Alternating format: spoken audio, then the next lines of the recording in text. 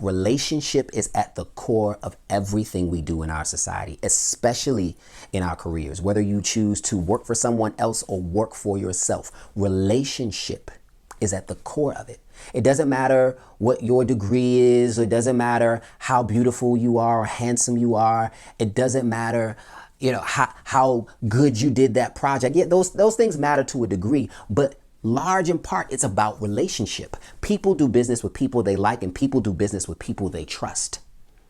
And when those things are not present, it doesn't matter that you went to Harvard or Yale or any of the other illustrious institutions and got a fancy degree here or there. It's about relationship.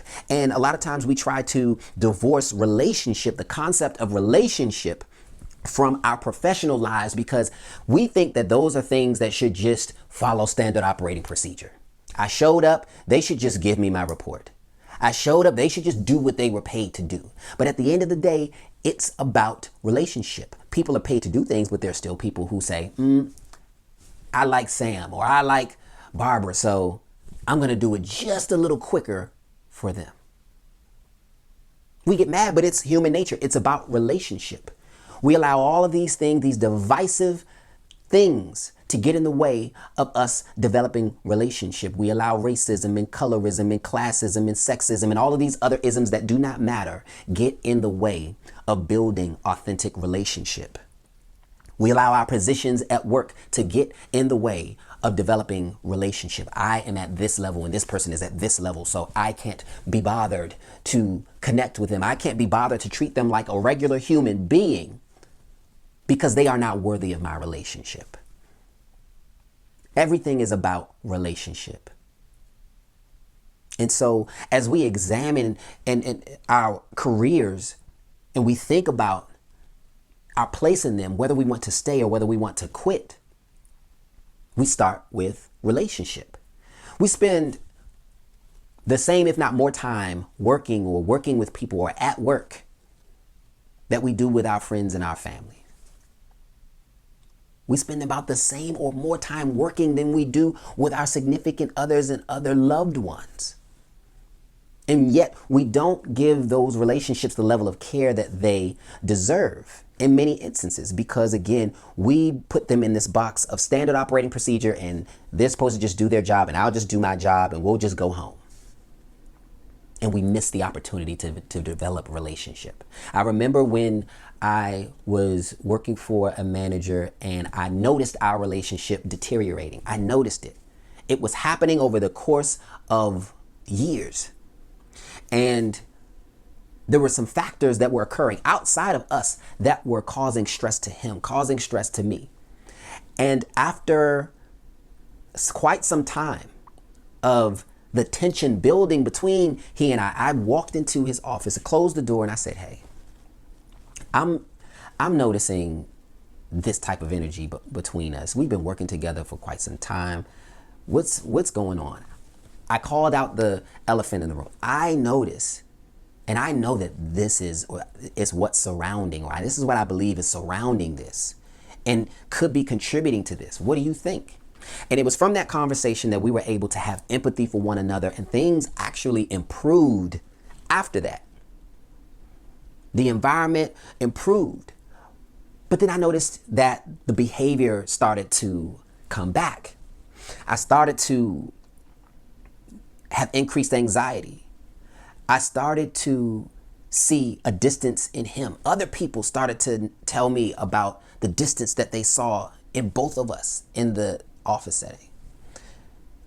And at that point, when I noticed there was a dissonance within myself, there was some uncomfortable feeling that just would not leave my body, I had to check my values. And I would submit to everybody listening that when you feel uncomfortable, to first check your values, check in with what's important to you. When you are in a place that you are not supposed to be, or you're in a certain place and you're feeling uncomfortable, it's probably because it's not in alignment with your values. Maybe you don't value being out and social around a whole bunch of people who are drinking or doing drugs or whatever they're doing, because that's not in alignment with your values. And so when we look at the career relationship through the lens of, Do they align with my values? That's how we can begin to see some of the similarities from our career relationships to our personal relationships, because we create those based on our values. We tend to hang with people that align with our values. We tend to go places with people that align with our values. We tend to get in relationships and stay in relationships that align with our values. And when those relationships unravel, it's because usually there is a misalignment of values. They say the leading causes of divorces are finances and stepping out, right? There's not enough money, or there's something out there that is better, or that is perceived to be better. But again, I would submit to you that if we take that same formula, right? If we take that same concept and lay it over our careers, because these are relationships too. If the money is there and there's no issue there, then 9 times out of 10, you're looking out or considering stepping out or quitting because there's a misalignment of values. And so what do I mean by a misalignment of values? One of my values is freedom. People are motivated by different things. And so some people are motivated by security. They will do whatever it takes to maintain security. They will deal with disrespect. They will deal with low pay. They will deal with certain things as long as they feel secure, if that's the highest form of what they value. You know, for me, I value freedom. I love being creative. I love imparting that same freedom of creativity on others. And so that's a core value of mine. And so, and it's not the only value, but if I'm in a situation, let's say, for example, where I feel like there is lack of freedom, creative freedom, that might be a challenge for me. That would be a challenge for me.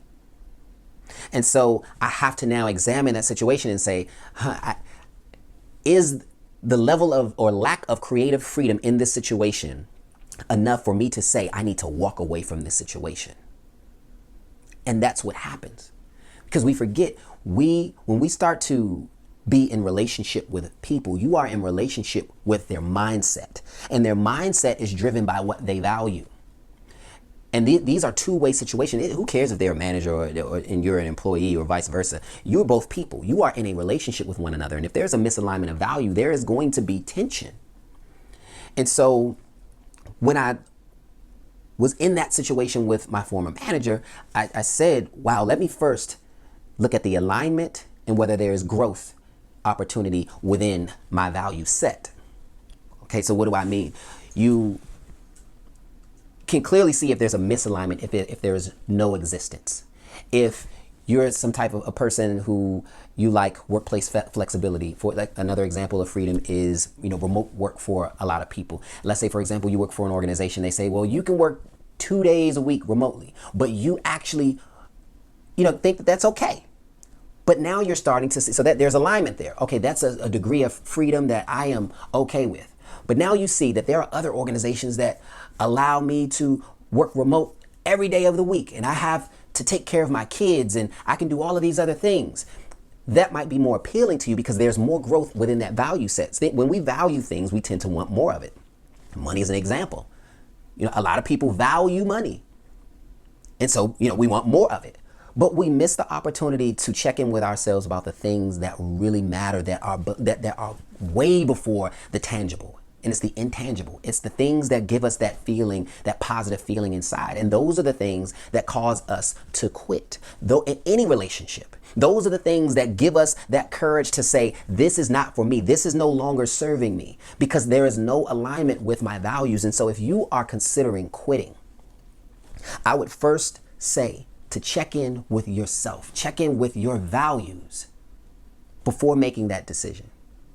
And if you find that there is a misalignment of values and there are no growth opportunities, then start considering your options, right?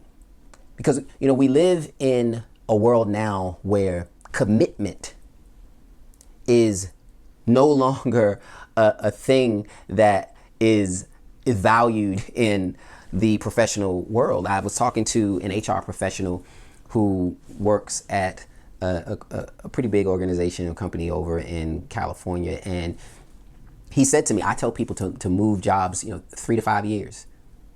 So there's this sense of commitment among a lot of people, especially younger workers, has dropped. Even in our personal relationships, we see that people are choosing alternative lifestyles because they're not choosing commitment, because they don't see the value in staying committed. But I'll submit to you, there is value in staying committed when there's alignment of value and growth within your values, because you can do so much more together than you can apart. And so when you're in situations where you're considering quitting, I would say look broader than just where you are today. Look broader than where you are today. Are there other opportunities within the organization that align with your values where you can still expand and grow? If we take this to our personal relationships, maybe there is an alignment of values, but there's some dissonance there. Where are there opportunities for us to stay committed, but grow in that commitment? Where is there an opportunity for us, not to just look at how many properties we can buy, but now let's start to dig into what you value as a person. What's really important to you as a person? What's really important to me as a person? How can we create more of that? That's where you focus.